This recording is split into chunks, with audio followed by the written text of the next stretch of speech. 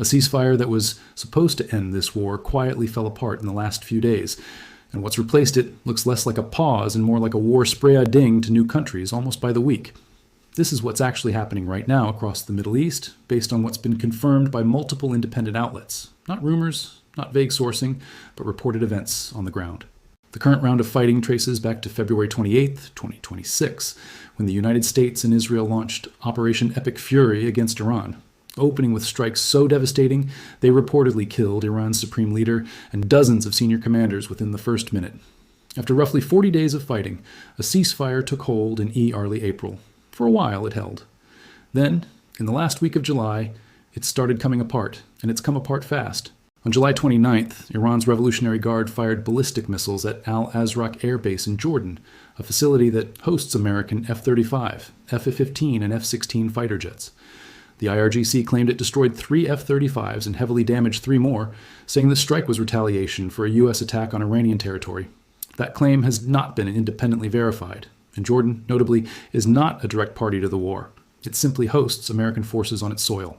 That same week, the war expanded into Iraq. The U.S. and Saudi Arabia carried out joint airstrikes on Iran-aligned militias operating under Iraq's Popular Mobilization Forces, a coalition of Shiite armed groups that is formally written into Iraqi law as part of the country's own security apparatus.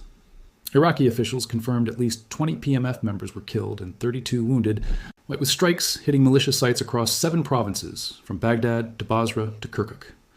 Iraqi and Iranian sources also reported that 4 Iranian Revolutionary Guard advisors were killed in the same strikes. Iraq's government condemned the attacks as a violation of its sovereignty, and it matters why. These weren't strikes on some rogue militia operating in the shadows.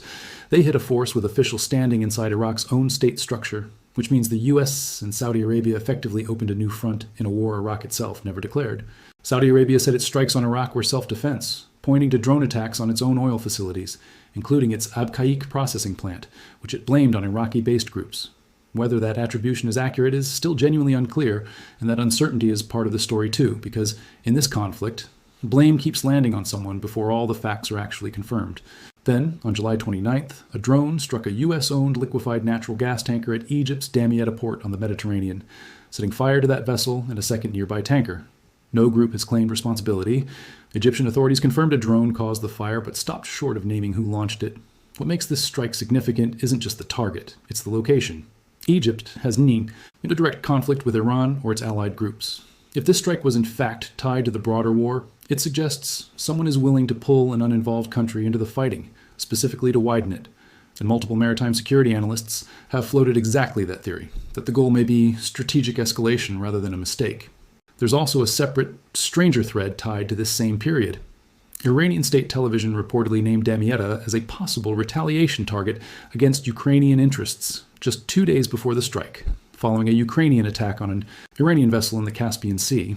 Iran's foreign minister said at the time that Tehran wasn't seeking to escalate but wanted compensation from Kyiv. Whether that specific grievance is actually connected to the Damietta strike is unconfirmed, but the timing is close enough that analysts are treating it as more than coincidence. On the missile numbers, here's where some claims circulating online get ahead of what's actually confirmed. Estimates putting Iran's total missile and drone launches since this conflict began at around 9,000 are attributed to unnamed intelligence sources, not officially confirmed figures, and should be treated as an unverified claim rather than an established fact.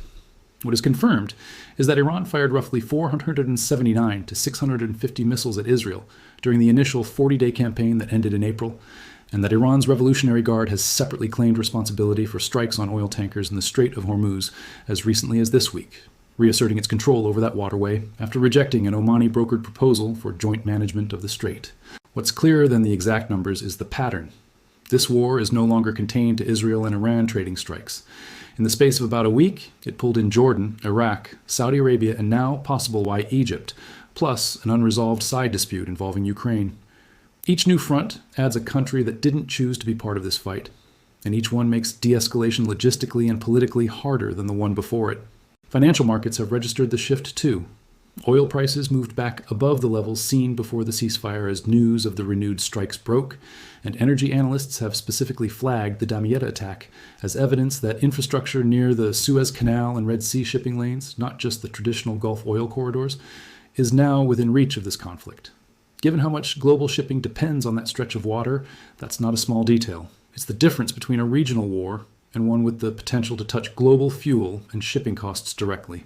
Where does this actually go from here? Iraq has called the Saudi-US strikes on its territory a flagrant violation of sovereignty and canceled a planned diplomatic visit in response.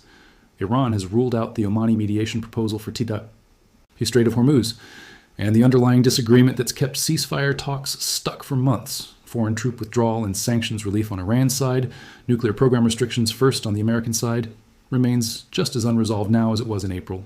What's worth being honest about is what we don't actually know yet. We don't know who launched the Damietta drone.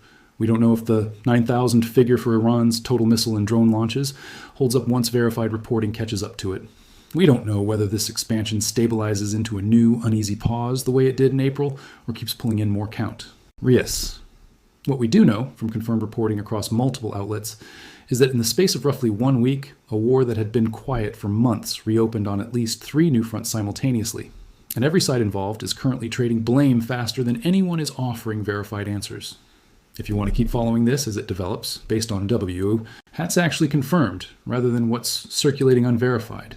Make sure you're subscribed, because at the pace this is moving, the situation described here could look very different within days.